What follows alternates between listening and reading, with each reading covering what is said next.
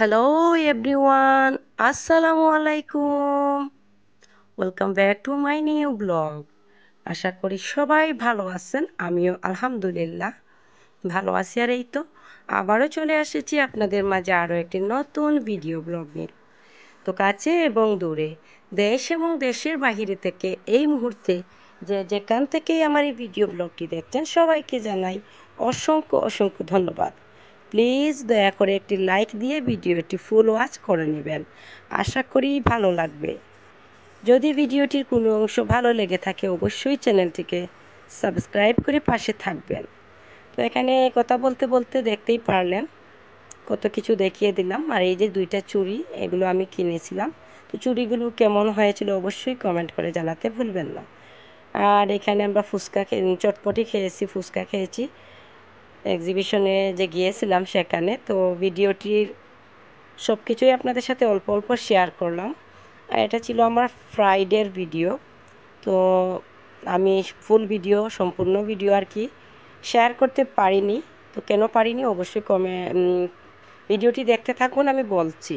তো এখানে দেখতেই পাচ্ছেন আমি কিছুটা মাংস ম্যারিনেট করার জন্য বাটিতে নিয়েছি। তো মাংসের মধ্যে সামান্য ধনিয়া গুঁড়া, মরিচের গুঁড়া একটু বেশি পরিমাণে দিয়েছি। মটন বিরিয়ানি হবে, সামান্য লবণ,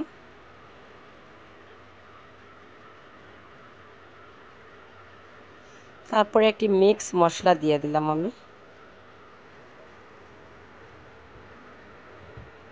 এখানে আমি অল্প পেঁয়াজ, রসুন, আদা বাটা দিলাম।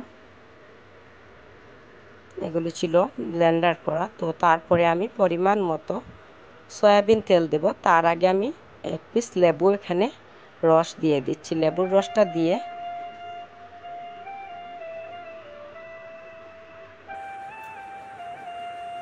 ভালো করে চিপে লেবুর রসটা দিয়ে এখন আমি পরিমাণ মতো সয়াবিন তেল দিয়ে দেব।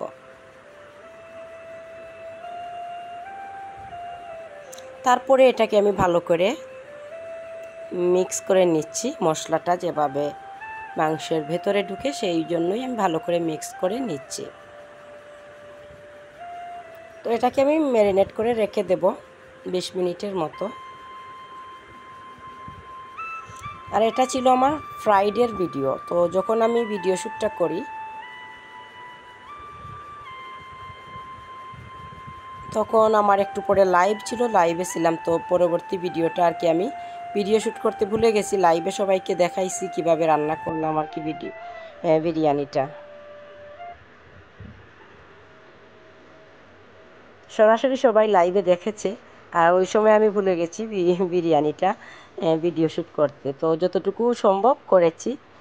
তো ভিডিওটি যদি ভালো লেগে থাকে অবশ্যই আবারও বলছি চ্যানেলটিকে সাবস্ক্রাইব করে পাশে থাকা বেল বাটনটি অন করে রেখে দিবেন। পরবর্তী নোটিফিকেশন আপনার কাছে অটোমেটিকলি চলে যাবে। আমি আবারও যখন ভিডিও আপলোড করব আপনার কাছে অটোমেটিকলি চলে যাবে। তো এই যে ম্যারিনেট করা মাংসটা আমি 20 মিনিট পর পাতিলে দিয়ে দিলাম। এটাকে আমি ঢাকনা দিয়ে ঢেকে রাখবো একদম অল্প আগুনে। আস্তে আস্তে এটা সুন্দর হয়ে সেদ্ধ হয়ে যাবে মাংসটা।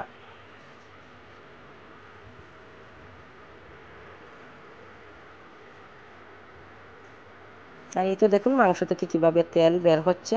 তো এটাকে আমি ঢাকনা দিয়ে ঢেকে রাখবো, আস্তে আস্তে হতে থাকবে এটা।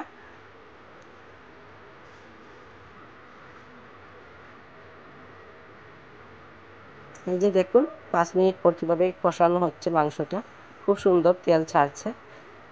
আর এদিকে অন্য পাতিলে আমি পরিমাণ মতো সয়াবিন তেল দিয়ে দিলাম। এখানে আমি অল্প অল্প মশলা দিয়ে বিরিয়ানির চালটা ভেজে নেব।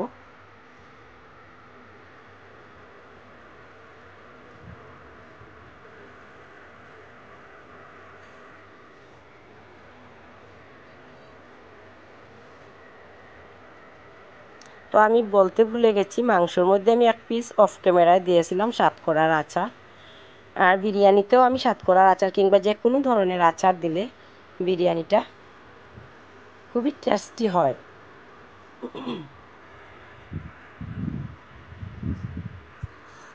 তো এই ভাজা পর্যন্তই আমার ক্যামেরাটা পরবর্তীতে অফ হয়ে যায়। বলতে আমি মানে মশলাটা যতক্ষণ ভাজা হবে দেখবেন ততক্ষণই তারপর আমি আর কি ভিডিও শ্যুট করিনি, লাইভে দেখাইছি সবাইকে কিভাবে বানাইলাম, কিভাবে জল দিলাম, চালটা ভাজলাম সেগুলো। তো এই যে আমার ফাইনাল লুক বিরিয়ানি। তো আমার বিরিয়ানির লুকটা কেমন হয়েছিল অবশ্যই কমেন্টস করে জানাতে ভুলবেন না। সবাই ভালো থাকবেন, সুস্থ থাকবেন এবং সবসময় সবাই দিয়া আলম ব্লগের সাথেই থাকবেন। আজকে এ পর্যন্তই, নেক্সট ভিডিওতে দেখা হবে ইনশাআল্লাহ। আল্লাহ হাফেজ। Thank you for watching my video.